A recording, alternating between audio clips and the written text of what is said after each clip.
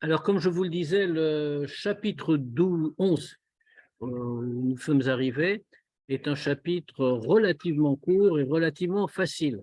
Donc, le programme de ce soir, le projet, c'est de le commencer et de le finir en une seule fois, ce qui sera un tour de force, d'autant plus que lundi prochain, comme vous le savez, nous serons occupés à autre chose, serons occupés à écouter la Megillah, et donc il n'y aura pas de Shiur Tanya, ni par Zoom, ni autrement. Donc, on va essayer de terminer, de commencer, de terminer le chapitre. Bon, je vais déjà faire un partage d'écran.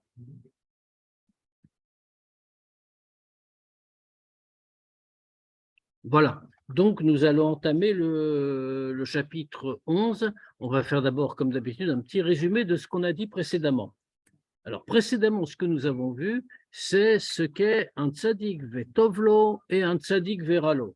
Alors, je rappelle très brièvement les grandes définitions, à ne pas reprendre tout ce qu'on a dit pendant ces dernières semaines, mais le tzaddik vetovlo, comme a dit le Tanya, c'est le tzaddik gamour, le tzaddik qui est complètement, si on peut dire, parachevé, qui est complet en réalité. Tzaddik vetovlo, c'est-à-dire que le bien qui est en lui est le seul qui règne, puisque comme depuis le début, on est en train d'expliquer en réalité que c'est la suite, en réalité, Nefesh Elokit, Nefesh Abahamit, qui sont comme deux rois qui se disputent le contrôle absolu d'une petite cité qu'est l'homme, et aucun ne veut céder à l'autre. Donc, donc ici, il y a pardon, messieurs, très gentil.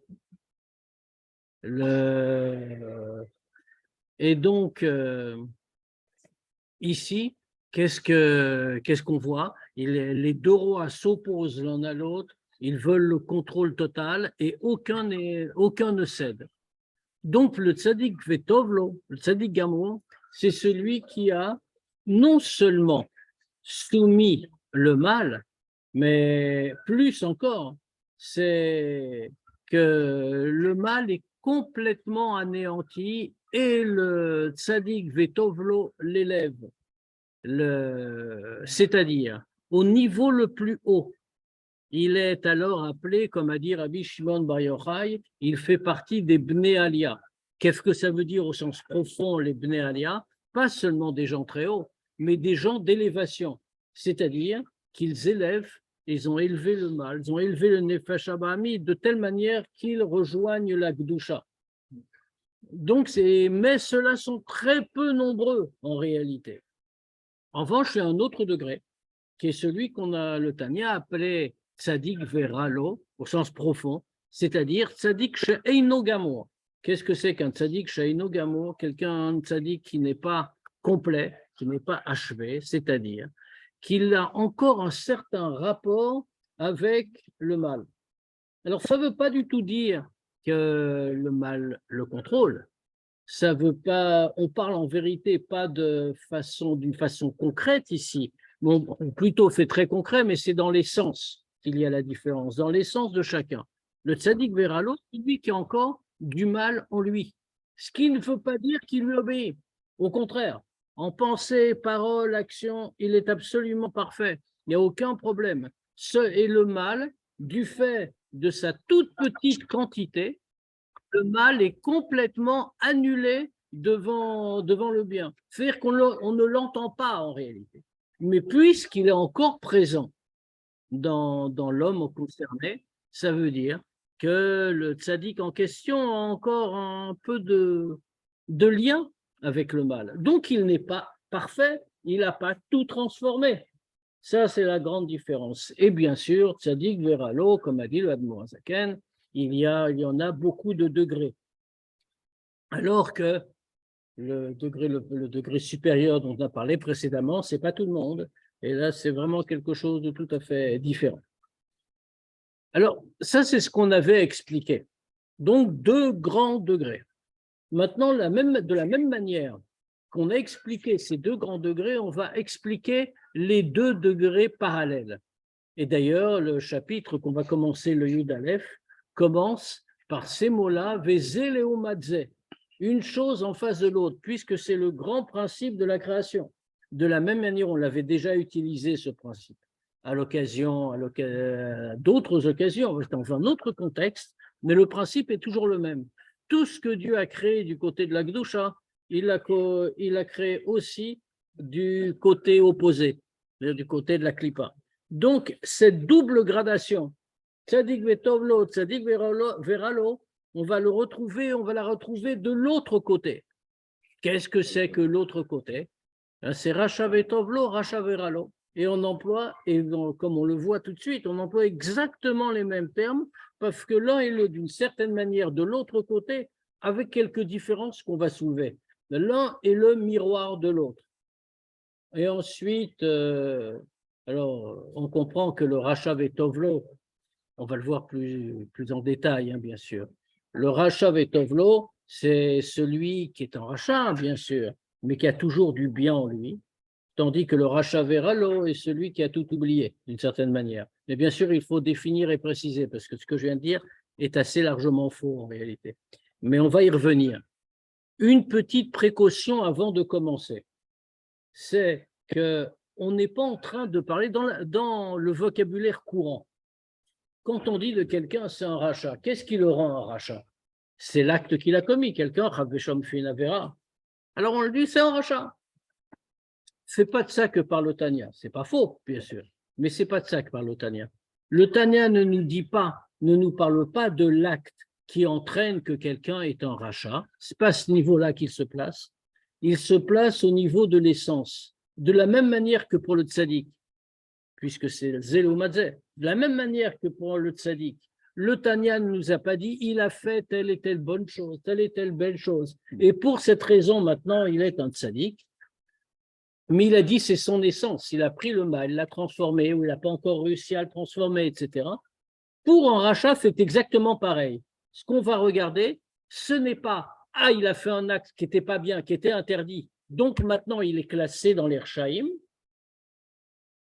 Parce qu'on voit très bien, parce que si on dit comme ça, il y a des tas de choses qu'on ne comprend pas, y compris dans le Tanya. Par exemple, le Tanya nous dit que c'est n'importe quelle avéra. Même un Isur Kal shel Divrei Sofrim.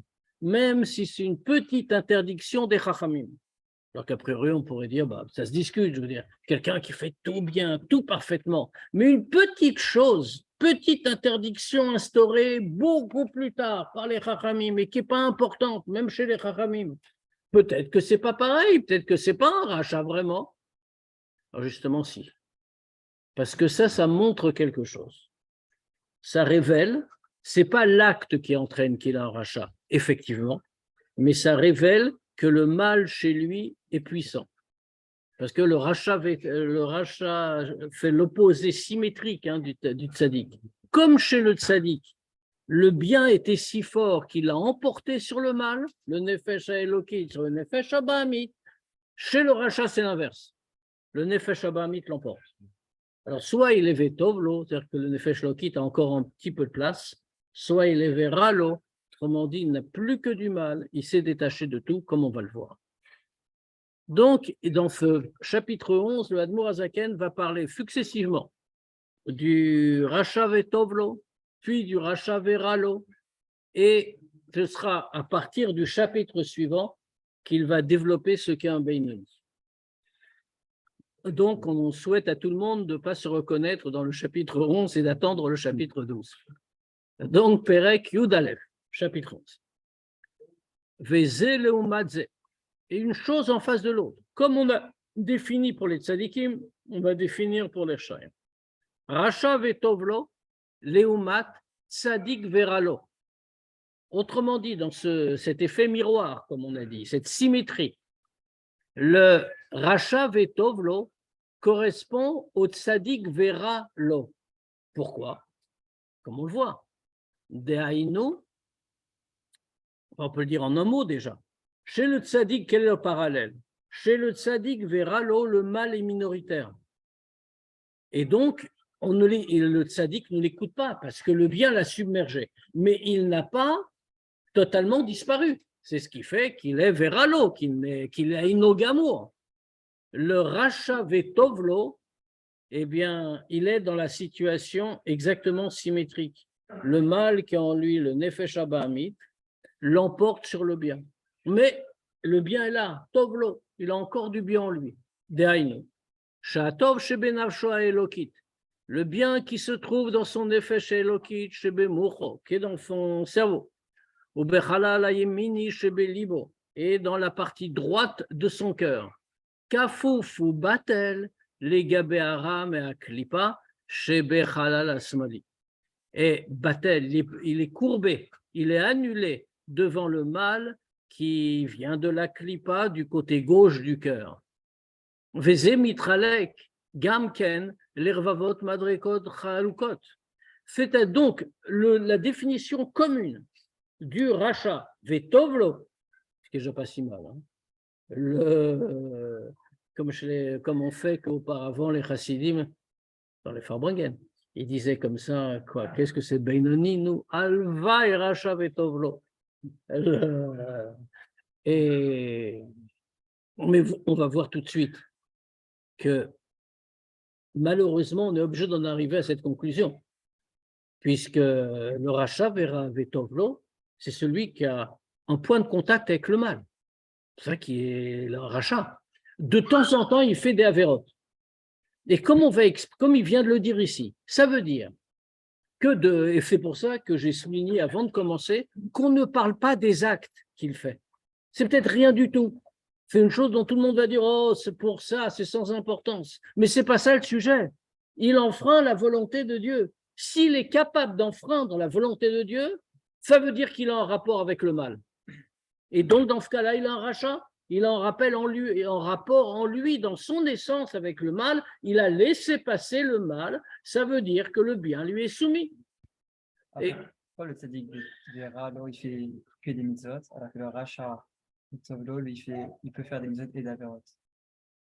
Très bonne question. Ça fait la différence. C'est qu'en réalité, la grande différence, le tzaddik veralo, qu'est-ce qu'on a dit dans le Tanya auparavant, dans le chapitre précédent? On a dit le tzaddik veralo, le mal est batel bimiyut. C'est-à-dire qu'il est tout petit, il est devant un bien, le bien du nefesh elokit qui est immense. Alors il est totalement submergé. Donc il est complètement batel. Chez le tzaddik, chez le rachat, vetovlo, le bien n'est pas batel. Le bien reste toujours, et donc simplement il va être caché, mais il peut réapparaître. Et on va le dire tout de suite. Il y a des degrés, c'est pas un degré rachat vetovlo. Il y a une infinité de degrés. Ça veut dire en tout cas, mais le point commun serait toujours le même. C'est-à-dire que puisqu'il est capable d'enfreindre la volonté de Dieu, en quoi que ce soit, même c'est Isurkal chez livré Sofrim, une toute petite interdiction des Chachamim, autrement dit, ça n'a pas d'importance. Mais puisqu'il il est capable de laisser une place à l'opposé de la volonté de Dieu, ça veut dire que le mal est présent en lui et donc il a un rachat. Il s'est détaché de Dieu, c'est ça que ça veut dire. Mais la différence, effectivement, c'est celle-là. C'est que alors là, il n'y a pas de miyut vraiment. Parce que le rachat vetovlo, il est quelqu'un de très bien fondamentalement. Seulement, il n'a pas maîtrisé le mal qui est en lui. Et on va le voir tout de suite. Zemitrale gamken les revavot madregot chalukot. C'est divisé en des milliers de degrés différents. Binyan kamut ve'echut abitul ukfifat atov lera chas v'shalom. S'il y a des dizaines de milliers de degrés différents en termes de quantité et de qualité du bitoul et de la courbure, la soumission du bien devant le mal, chas v'shalom. Ça veut dire qu'on va voir que un rachat vetovlo, ça peut être un juif religieux. Ça veut dire, ça peut être un juif qui fait les mitzvot, qui étudie la Torah, et même qui étudie beaucoup la Torah. Mais pourtant, chez lui, le mal n'est pas absolument impossible. Chez un tzaddik vetovlo, le mal est maus, comme on a dit dans le chapitre précédent. Le mal est répugnant. Il ne peut pas s'en approcher, il ne peut avoir aucun contact avec lui. Chez le tzaddik veralo, le mal aussi, il n'est pas possible. Le lien avec le mal n'est pas possible. Chez le rachat, le lien avec le mal n'est possible parce que le mal n'est pas répugnant. Et donc, c'est ce qui fait qu'il est un rachat. C'est-à-dire que le mal a eu un enracinement en lui. Le nefesh habahamit a un enracinement en lui. Et ça dépend, en réalité, comme on l'a dit, de son degré. Yesh misha kfifa vabitul etzlo me'at miser. Il y a une certaine catégorie de rachat vetovlo que le bitul du bien devant le mal chez lui est très petit. Ça veut dire qu'il va être capable d'enfreindre la volonté de Dieu dans des choses qui ne sont pas graves, des petites choses. Donc, comme on a dit, Sourkal, je le dis vrai Sofrim, dont tout le monde va lui dire, c'est rien, t'as rien fait de grave. Mais il ne fera pas plus. Il a quand même enfreint la volonté de Dieu, puisque ce qu'on regarde, comme on a dit au début, ce n'est pas l'acte lui-même, c'est ce qu'il représente dans l'essence de celui qui le commet. Donc, dans ce cas-là, on comprend bien que chez lui, c'est très peu, en qualité, en qualité, pardon. Ve'av gamzot, et même ça, ce petit peu en qualité, eino betmidoud velo tadir les prakim krovim, et là les tim rechokim, ça va être très peu aussi en quantité. C'est-à-dire que cette soumission du bien devant le mal ne va pas être constante, mais ça, et même pas à des moments rapprochés, mais seulement à des moments loin l'un de l'autre. À ce moment-là, Midgaber Hara à la Tov, à ce moment-là, le mal surmonte le bien et le vainc. Vekovesh et Taïr Ktana ou Agouf. Et il va conquérir la petite cité, c'est-à-dire il va conquérir le corps. Ah, l'okulo. Et même ça, il ne va pas le conquérir en entier. Pourquoi? Parce que c'est très possible. Chez un rachat veralo, vetovlo, pardon, je corrige, chez un rachat vetovlo, il est très possible qu'il n'arrive à contrôler qu'un tout petit peu. Prenons un exemple. Le Hanmour Azaken va en donner. Par exemple, ça peut être quelqu'un que de temps en temps, une fois de temps en temps, mais ça revient au même. Encore une fois, ce n'est pas les actes le problème, c'est ce que ça veut dire de ce qu'il y a à l'intérieur. Une fois de temps en temps, il arrive à influencer cet homme-là pour qu'il dise pas Chavve Shalom Lachonara, ils sont graves, mais Avak Lachonara. Ce qui est vraiment pas grave en réalité, c'est pas la shonara, c'est un ajout des chachamim, une barrière qu'ils ont faite en plus. Je veux dire, on va dire c'est rien, qu'est-ce qu'il a dit de mal tellement? Il va faire que ça, et en plus il va pas le faire beaucoup. Il est quoi? Il est par définition un rachat. Autrement dit, il n'y a pas de différence fondamentale entre lui et celui qui est Chavve Shalom Mechael Shabbat. C'est la même chose. Pourquoi? C'est la même chose spirituellement. C'est la même chose dans le dit, bien sûr. Mais spirituellement, c'est la même chose. Pourquoi? L'un et l'autre enfreint la volonté de Dieu. Si on enfreint la volonté de Dieu, ça veut dire qu'on a une place pour le mal en nous. Autrement dit, on a un rachat. Dans le cas qu'on a dit, et je crois que l'Admour Zaken va citer ce cas-là, qu'est-ce que ça veut dire? Ça signifie que celui qui s'est laissé aller à Avak la Shonara, par exemple, ou Avak les Tzanout, c'est la même chose, pas les Tzanout, c'est Assour, pas la moquerie, mais Avak les Tzanout. Eh bien, celui-là, mais qu'est-ce qu'il a fait? Qu'est-ce qui a été rendu tamé? La parole. Mais ça veut dire que le Nefesh Habahamit, que le mal qu'il y a dans le Nefesh Habahamit n'a touché que le dibour chez lui, pas touché la pensée, pas touché l'action. Donc, ça veut dire qu'il n'a eu un accès finalement dans sa conquête de la petite cité il n'a conquis qu'une partie de la petite cité, la capacité de parler. Et c'est pareil dans toute chose. On peut faire le même raisonnement pour la pensée. Quelqu'un va penser à des avérotes. Et d'ailleurs, dans les commentaires de Tania, ils disent qu'ici, le Admor Hazaken parle de Ta'avat Nashim. Quelqu'un va avoir des mauvaises pensées, mais il ne va jamais rien faire. C'est un juif roum. Il ne va jamais rien faire de mal. Seulement, il va avoir des pensées qu'il n'arrive pas à dominer ou qu'il ne s'efforce pas de dominer. En réalité, sur une pensée de ce type, il n'est même pas puni. Il n'y a pas d'interdiction. Alors, bien sûr, les Khamim nous ont dit, il ne faut pas, parce que ça va entraîner des choses, etc., etc. Mais en soi, il n'y a pas de punition. Ce n'est pas une avéra où il y a une punition Bedin Shalma'ala pour ça. Mais, donc, il est sous contrôle du Nefesh Abahamit une fois de temps en temps. C'est rare, peut-être 2 fois par an, 3 fois par an, allez. Et puis sur une chose qui est vraiment pas grave, qui s'appelle un Rachavet Ovlo. Donc, c'est quoi? On voit en écoute, en qualité, c'est très peu de choses. C'est Issourkal, seul livre et Sofrim. C'est même pas puni par le Beddin. On nous parle du Tzadik Vetovlo, Veralo, alors que Vetovlo, Rachavet Tovlo. Racha Vetovlo. Ah, Racha Vetovlo. Et donc, en qualité, c'est très peu, et en quantité aussi. Et non, parce que non seulement dans le temps, c'est rare, c'est pas tous les jours, c'est pas constant, mais à part ça, c'est pas tout entier, c'est seulement un petit peu de chez lui.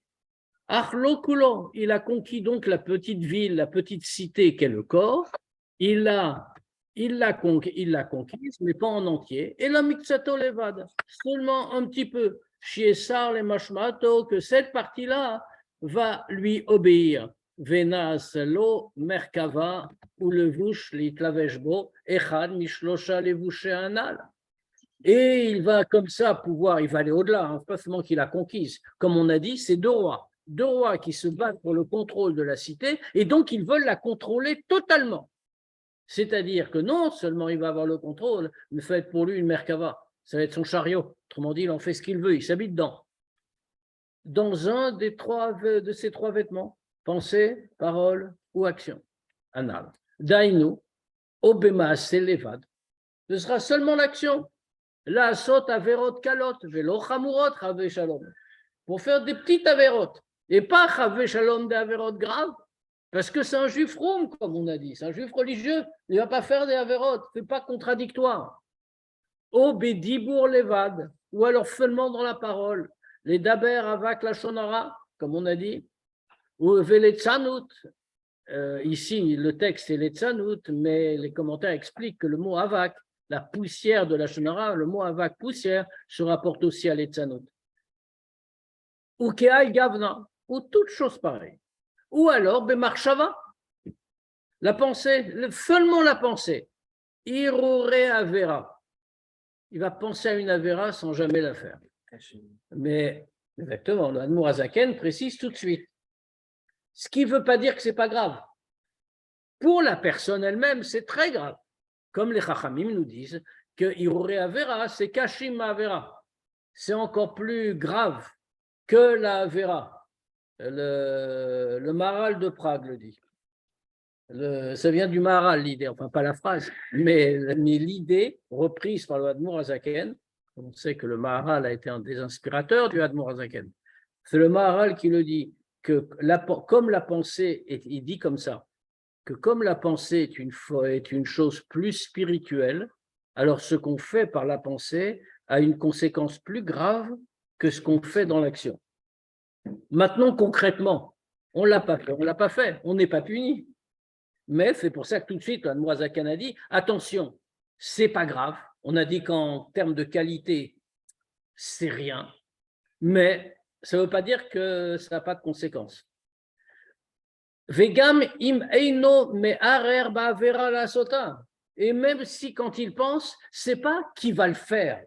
Il n'est pas en train de réfléchir comment il pourra faire cette avera. Et là, binyan zivug zachar nekeva baolam.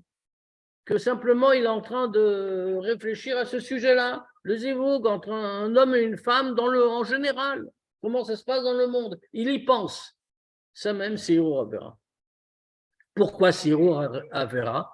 Parce que chez Over à Lazarat Torah, Venishmarta Mikol Davara, parce qu'il est en train d'enfreindre l'avertissement que donne la Torah. Tu te préserveras de toute chose mauvaise, qui fait référence, d'après les commentateurs, qui fait référence à Tavat Nashim, comme on a dit. Qu'est-ce que fait quoi l'idée? Chez Lo Yarer Bayom, qu'on ne doit pas y penser dans la journée Roulo. Pourquoi? Parce que si on y pense dans la journée, disent les Chachamim, ça va arriver que la nuit, il y aura des problèmes. Donc, il ne faut pas y penser dans la journée.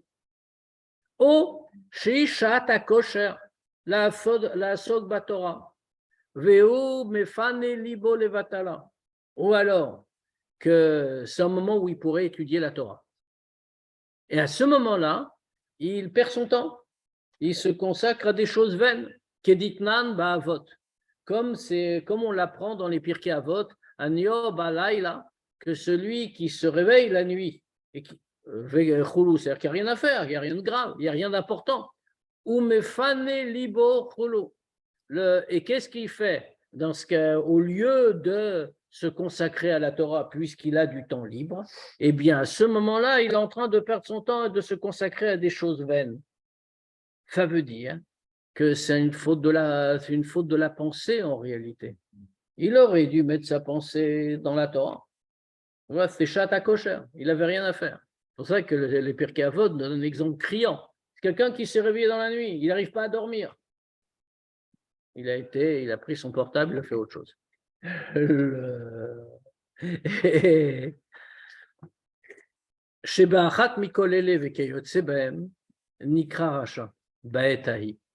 Et en réalité, dans une de ces choses-là, où on voit encore une fois que c'est des toutes petites choses, en quantité comme en qualité. Il a appelé rachat dans ce moment-là. Pourquoi qu'il a appelé rachat? Encore une fois, ce n'est pas l'acte. L'acte, c'est rien. Il ne sera pas condamné, il ne sera pas puni, il ne lui arrivera rien. Mais Sharash Benavsho Goverbo, parce que le mal qu'il y a en lui, dans son nefesh, a vaincu et passé au-dessus. Alors pourquoi il a le titre de rachat? Goverbo Atosh Benavsho Elokim. Pour cette raison-là. C'est ce qu'on a dit, on comprend mal ça. Pourquoi? Parce que dans le langage courant, quelqu'un il appelé rachat parce qu'il fait quelque chose de mal. Il dit, ah, tu as fait ça, tu es un rachat. Le Tania, ce n'est pas de ça qu'il parle. Oui, c'est vrai, ça ne veut pas dire que ce n'est pas vrai, mais ce n'est pas de ça que le Tania parle. Comme il a parlé pour le tzaddik, en expliquant que le tzaddik, c'est une question d'essence. De la même manière, le rachat, c'est aussi une question d'essence. Ce n'est pas une question d'acte. Autrement dit, ce que le Tania veut définir, c'est qu'est-ce que c'est qu'un rachat à l'intérieur. Et qu'est-ce que c'est ça? C'est le mal qu'il a remporté sur le bien qu'il y avait dans son effet chez Elokit. Et donc, maintenant, il est en rapport avec le mal. C'est ça qui fait de lui un rachat. Là, automatiquement, oui, il va aussi commettre des transgressions. Mais c'est la conséquence, c'est pas ça qu'on regarde. Nous, ce qu'on veut, c'est qu'il change la nature à l'intérieur. C'est intéressant de relever le Baétaï, c'est comme ça il dit, ouais. à ce moment-là. Après, on va le dire, mais le Admorazaken est très gentil parce qu'il va nous dire que même pour le rachat Veralo, tout n'est pas perdu. C'est pour ça que j'ai corrigé tout à l'heure, comme j'ai dit, lui, il a tout abandonné, etc. Mais il faut préciser. Mais apparemment, en tout cas, c'est comme ça. Donc, pourquoi? Parce qu'à ce moment-là,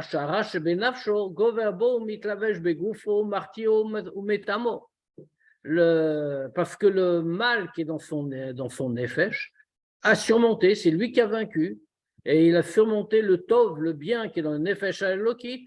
Alors, pardon, non, je suis en train de sauter des lignes. Goverbo, il a surmonté, ou mitlavesh begufo, s'habiller dans son corps, ou martio, il le fait faire des fautes, ou metamo, et il le rend tamé.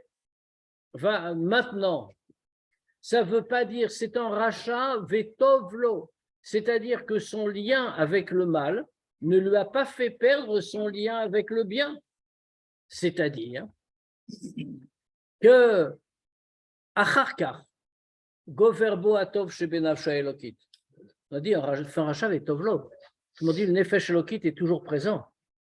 Il a été vaincu, mais ce n'est pas tout le temps. C'est une fois de temps en temps. Donc le bien est toujours là. Alors une fois qu'il est tombé, qu'il a échoué, après le bien qu'il y a dans son Nefesh Elokit va à son tour surmonter. Alors on mitraret, il va regretter. Et donc il va demander le pardon de Dieu. Et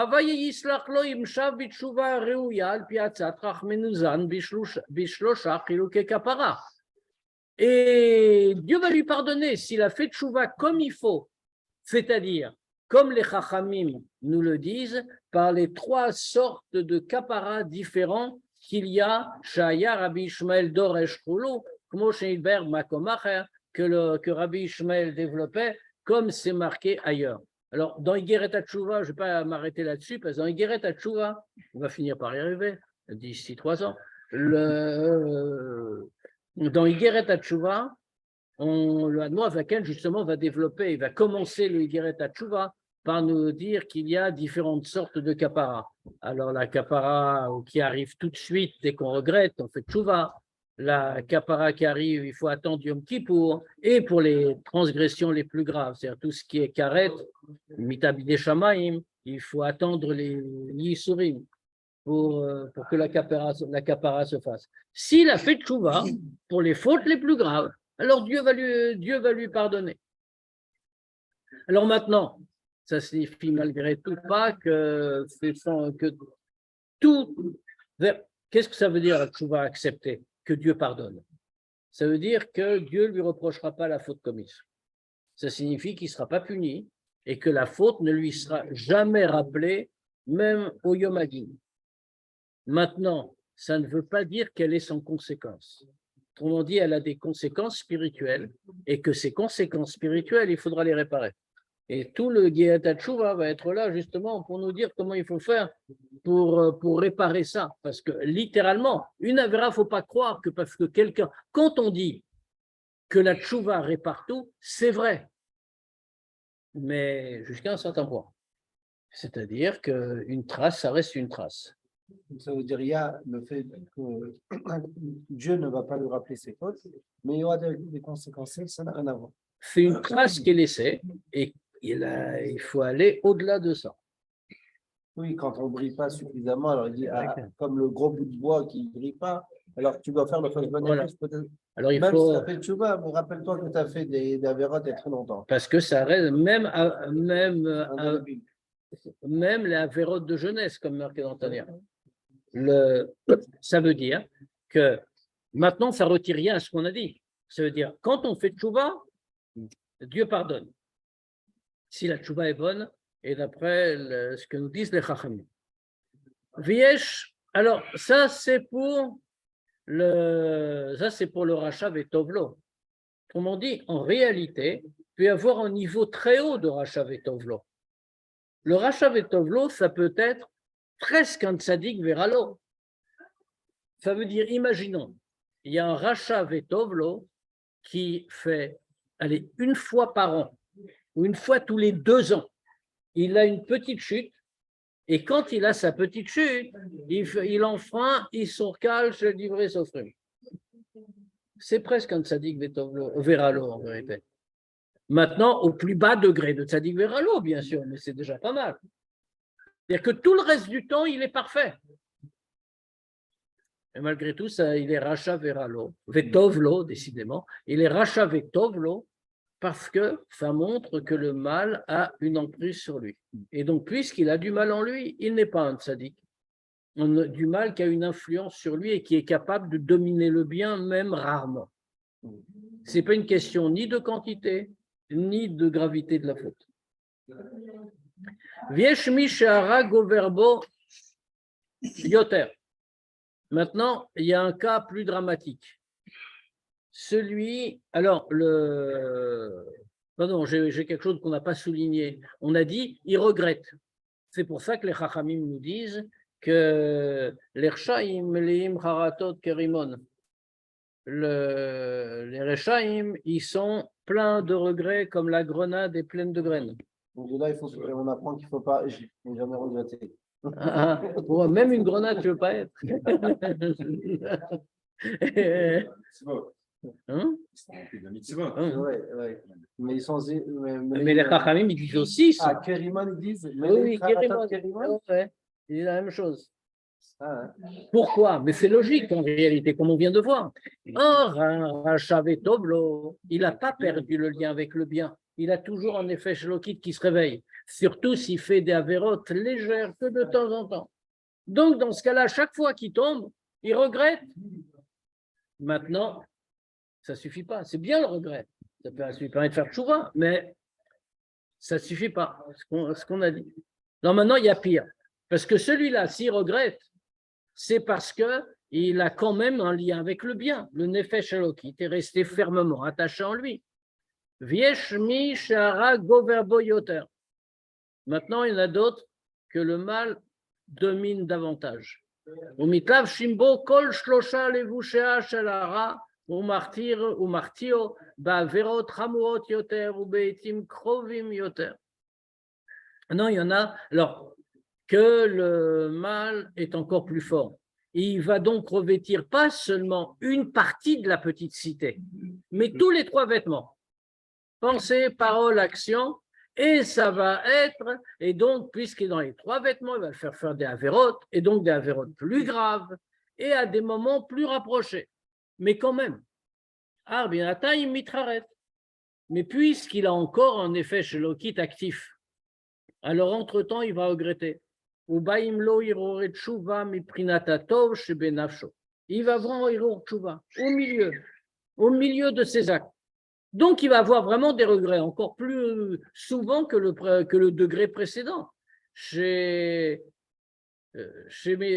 Pourquoi? Parce qu'à ce moment-là, quand il a un hirur tshuva, c'est une prinata tov chez benafsho. Ça vient du côté bon, bien qu'a dans son effet shlokit, chez mitgaber ksad benatayim, qui a réussi à gagner, à surmonter le mal entre-temps. Et on parle du Racha Vetovlo. Racha Vetovlo, toujours, mais un degré plus bas.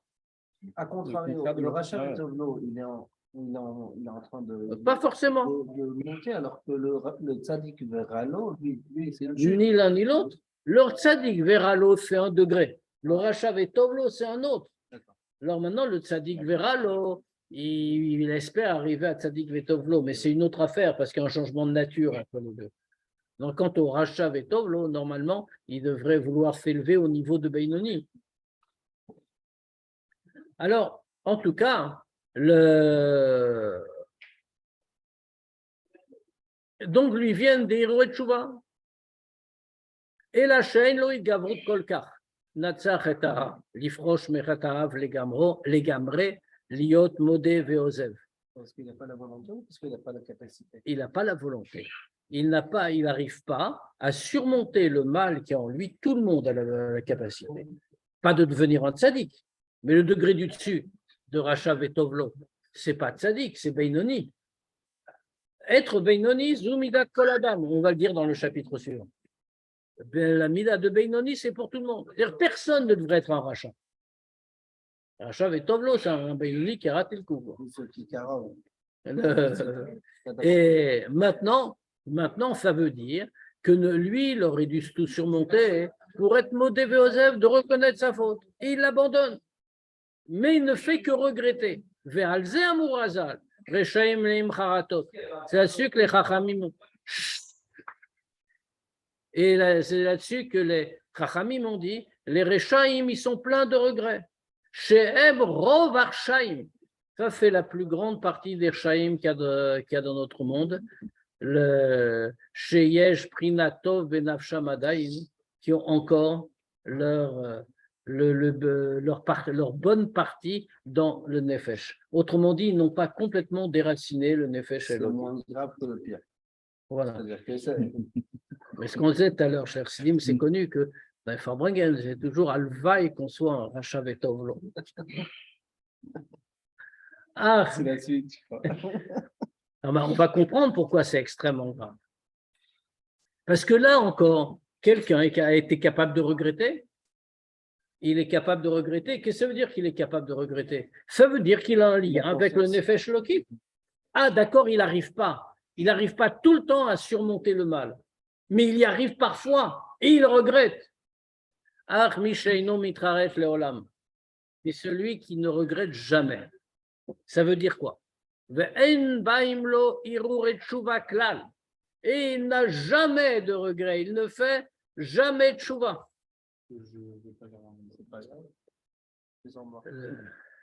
On est tous pareils. Hein.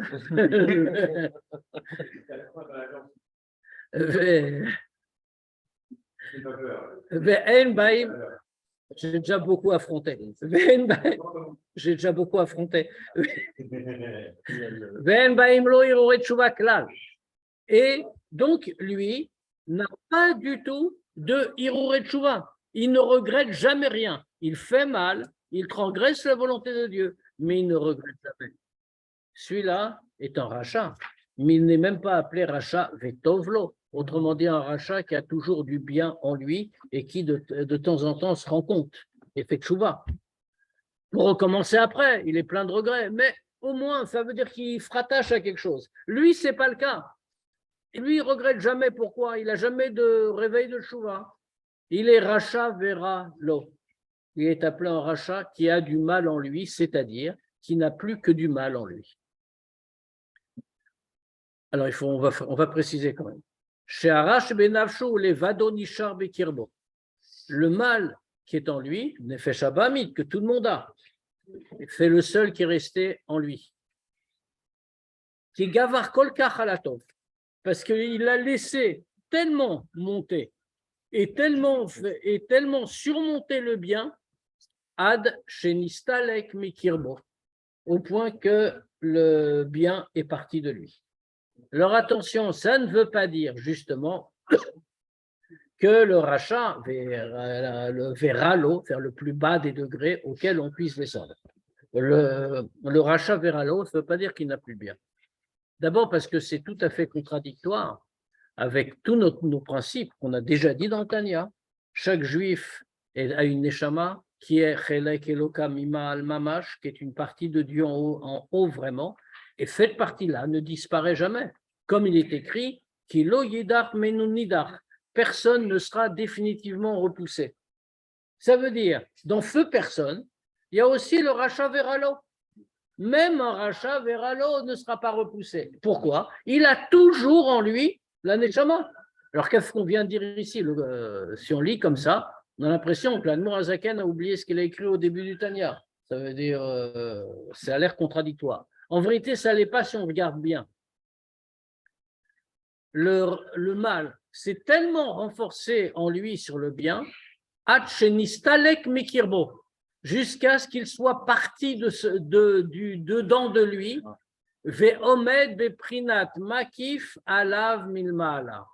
et maintenant le bien se tient dans une façon de makif au-dessus de lui. C'est-à-dire, il n'est pas étranger au bien, mais le bien n'a plus aucune influence sur lui. Maintenant, ce qui ne veut pas dire qu'il a disparu. Aucun juif n'a absolument aucun bien. Parce que, par définition, chaque juif fait une neshama. Mais elle est complètement, maintenant, elle est complètement voilée. Il est à l'état brut, quoi. Il n'est pas travaillé. C'est pas seulement ça. Elle n'est pas au sens strict. Elle n'est plus présente en lui, en réalité. Elle est toujours là. Elle existe toujours, parce qu'une neshama, ça existe toujours. C'est une partie de Dieu. Mais elle n'agit plus. Elle est complètement silencieuse, parce que lui-même s'en est détaché. C'est pour ça qu'on dit, dans un niveau de makif, alors ce n'est pas physique, hein, ça ne veut pas dire qu'il y a un petit nuage qui l'entoure, mais ça veut dire que ça n'a plus d'action à l'intérieur de lui profondément.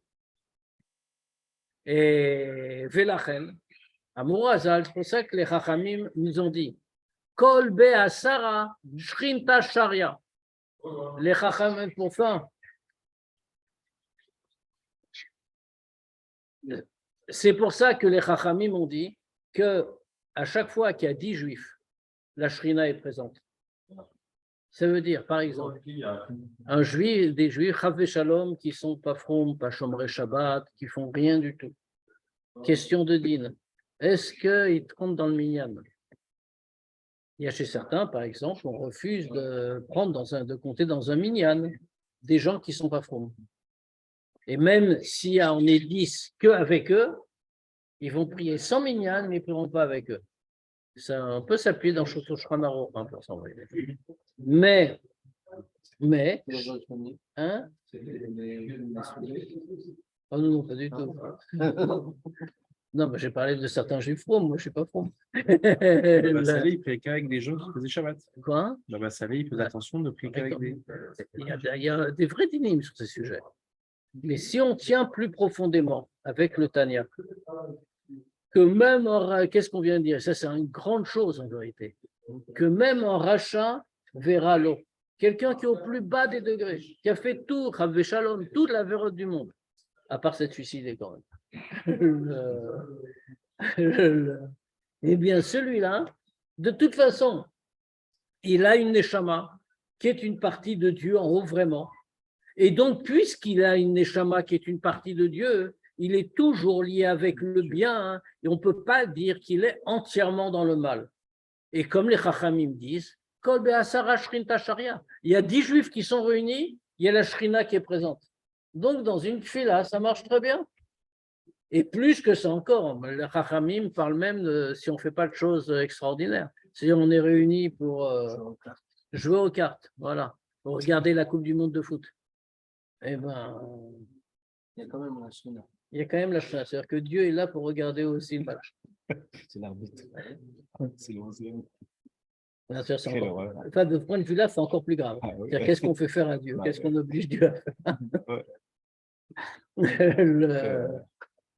Mais ça signifie que même un rachat Veralo a une place complète.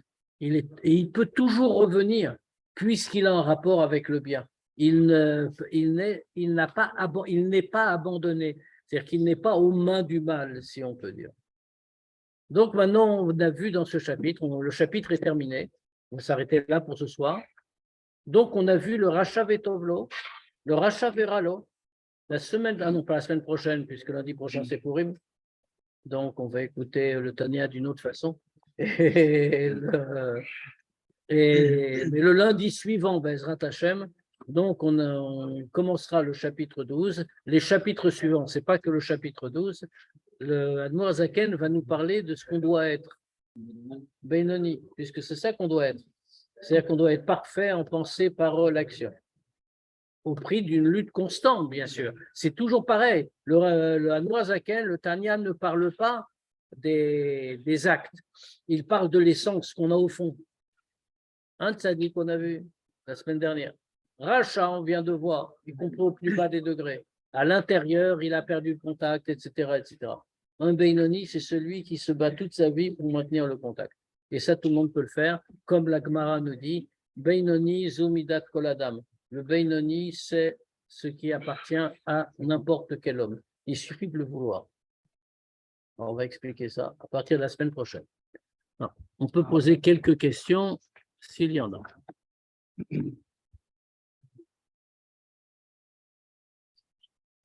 Je reviens au regret au pluriel, d'accord?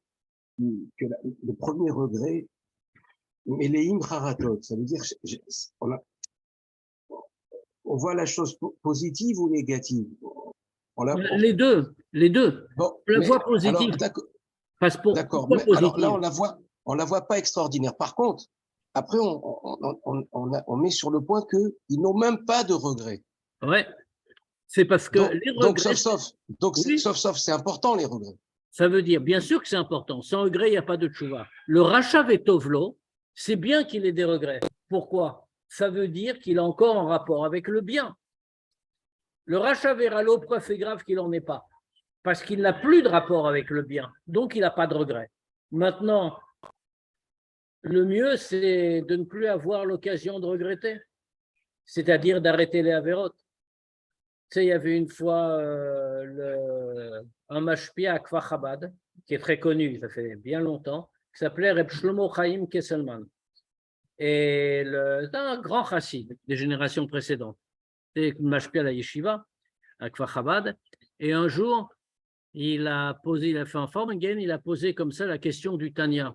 Le Tanya dit que quelqu'un qui qui a fait telle et telle avérote, alors la seule solution, c'est qu'il doit, comme dit le Harizal, c'est tant de jeûnes et tant de jeûnes par avéra.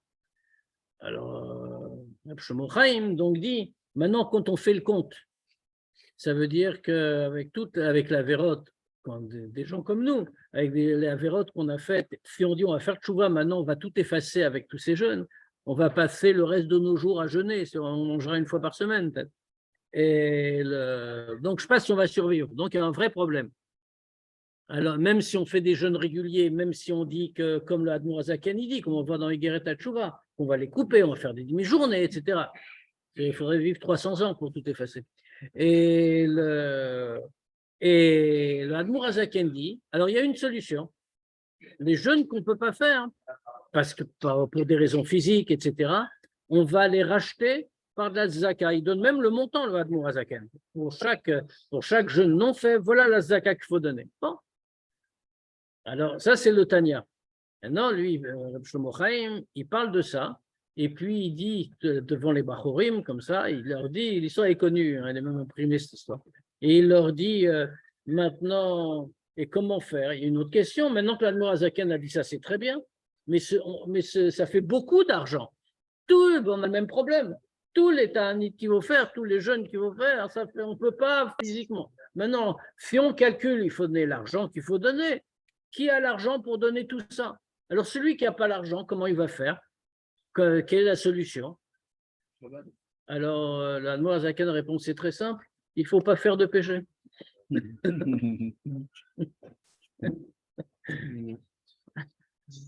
Voilà, donc on n'a plus qu'à ne pas faire de péché. Bon, on se dit jeudi soir, par Zoom uniquement, comme on l'a dit. Ah oui. Ah, d'accord. Et le jeudi suivant, on reprend normalement, et le lundi d'après pour le Tanya. Ah. Allez, Kol Tov, bonne semaine à tous.